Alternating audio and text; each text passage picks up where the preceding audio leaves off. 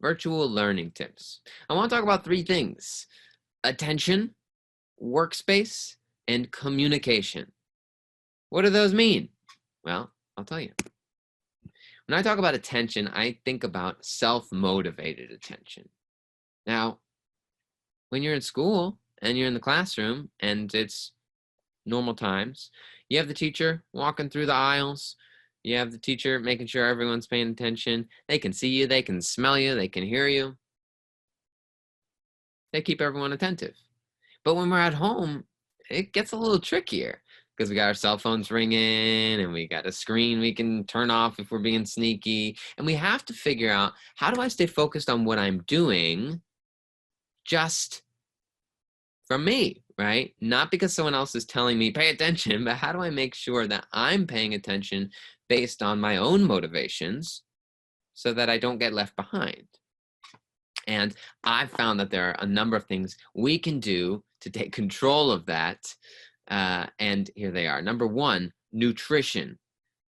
This may sound ridiculous, but I know if I haven't had the right nutrition, I get really cranky and my mind wanders.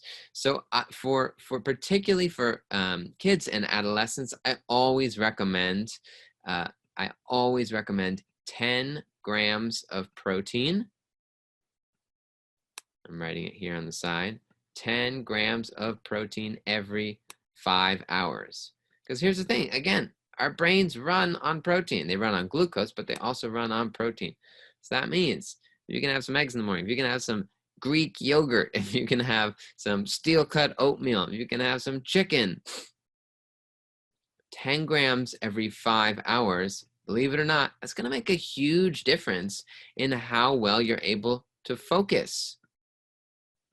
And again, focusing is harder when we're in virtual learning environments. So we want to give ourselves every advantage we can.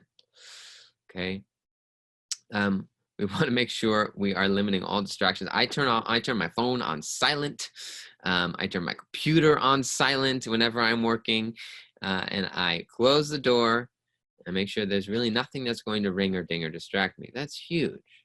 And then finally, note taking. So you can practice this now at our session. We're about to learn some Spanish.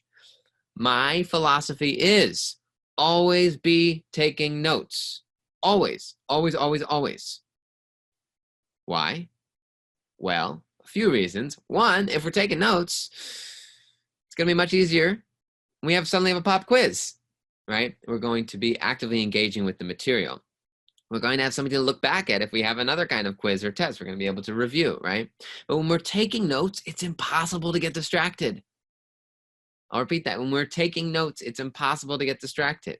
Why? Because you can't write down what you need to write down if you're not actually thinking about and listening to what you need to write down. Okay? So taking notes is also processing information. Always be taking notes. Always, always, always. I highly recommend paper and pencil, especially in a digital learning environment. Why? Well, paper and pencil, first of all, stops you from having to switch screens between the Zoom and your notes, but also is what we call kinesthetic learning. And that means that when we're moving our body and when you're drawing the shapes of the letters, it actually helps our brains process the information more quickly and in more detail. So if you can have a paper, pencil, and your Zoom screen, listen to the teacher, take notes, listen to the teacher, take notes, you're going to stay engaged. You're going to learn more quickly, and you're going to have a great record of everything you need to know when it comes time to study for the test. All right? We're going to skip over one or two of these other sections here. Again, let me know if you have any questions. We're not going to talk about organization today. Communication. This is the other big thing that I find with all my students in a digital learning environment. When you're at school, you can walk up to a teacher after class, right? In Zoom sessions, sometimes you can, there'll be time after class. There'll be one-on-one sessions, asynchronous learning, where you can speak to a teacher outside of class, which is wonderful. But sometimes it's harder. It feels like a little bit harder to get in touch with the teacher and get that extra help that you need. Because you're not actually there with them. Learning to ask for help is one of the most important skills you can have. Okay, that's why I want to encourage everyone to ask questions at this session. Again, learning to ask for help is so, so important. How do we do it when we're stuck at home and we can't really see or be with our teachers or our classmates? Well, a lot of it just has to do with mastering our digital communication.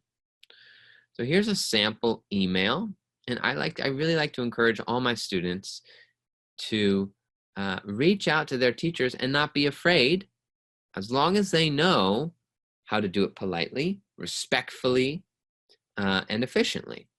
So here's a sample email. If it's your Spanish teacher, you might be writing them in Spanish, depends on what level you're at.